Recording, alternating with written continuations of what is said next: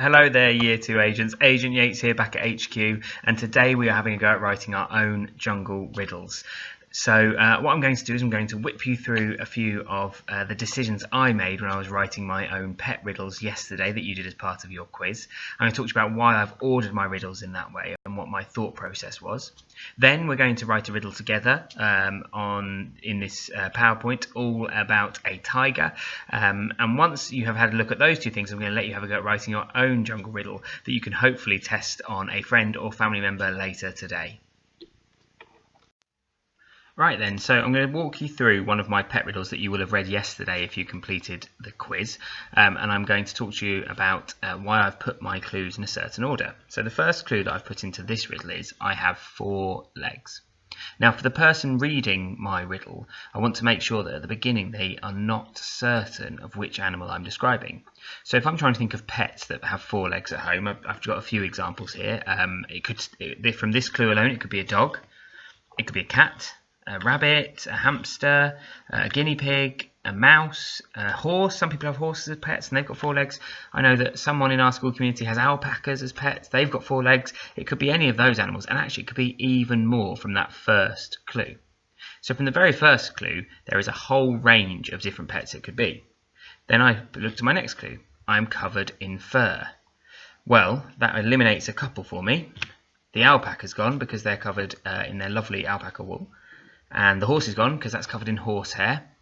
But it could still be a dog, cat, rabbit, hamster, guinea pig or mouse because they are all covered in fur. So my next clue has eliminated a couple of options, but it could still be quite a few different pets. The next clue that I wrote in my full sentence was I have bright, shiny eyes. Actually, I can't really eliminate anybody from this because I think all of these pets have bright, shiny eyes.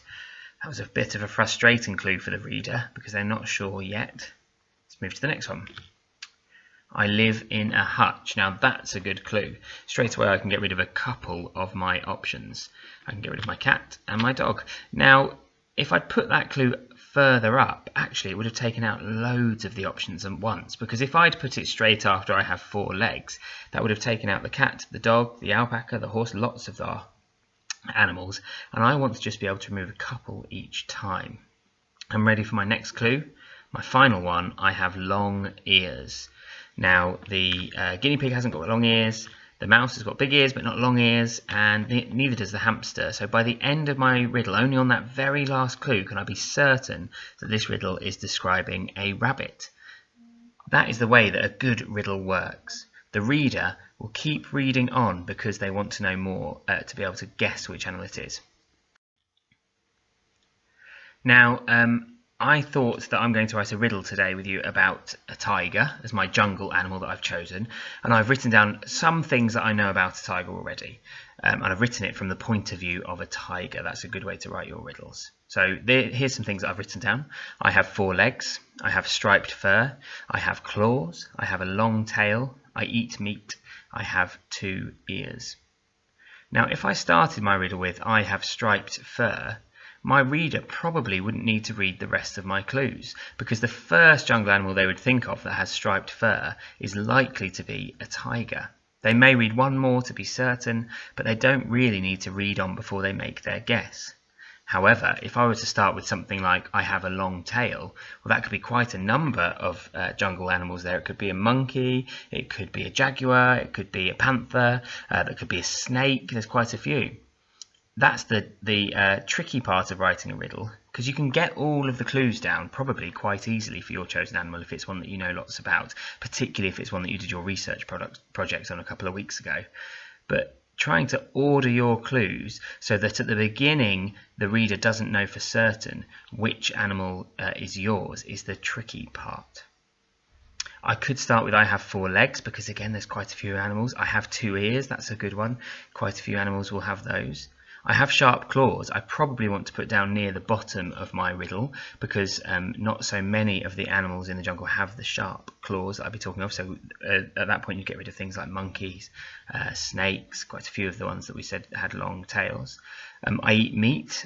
That's a good clue for somewhere in the middle really, because many of the jungle animals eat meat but not all of them. So again it might eliminate some of your options.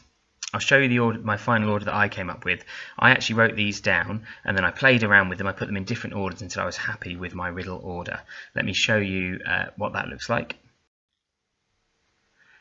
So here's my final riddle, and actually I would have written this up in neat if I'd been doing it on paper, but I wanted to show you on the screen here. And this is what I went with. I have a long tail, and again, as I said, that could be quite a few animals. I have 4 legs. At that point I thought probably it kind of eliminates the snake and possibly the monkey. I have 2 ears. I have sharp claws. I eat meat, and my final clue is the one that I think makes it most obvious. I have striped fur. Then what I've done is again, if I'd been on paper I'd have drawn this, but I've put in a picture of a tiger down at the bottom of my sheet so that whoever is reading my riddle will be able to lift up the flap of paper with a question mark on it and see if they've made the correct guess. So I've stuck a little flap of paper over the picture, and when my reader thinks they know that they have the right answer, they can flip up the paper and they'll be able to see whether or not they were right. I'd love you all to have a go at writing these riddles today. You may be able to get it done today, or you might need a couple of days. You might want to start today by just writing down your clues and thinking about the order, and tomorrow write it up on your sheet with a lovely illustration at the bottom. You might be able to get through more than one today if you like the style of writing like this. I can't wait to read them, and I cannot wait to try my best to guess which of the animals you have done your clues about. Good luck with this literacy mission, agents. Over and out.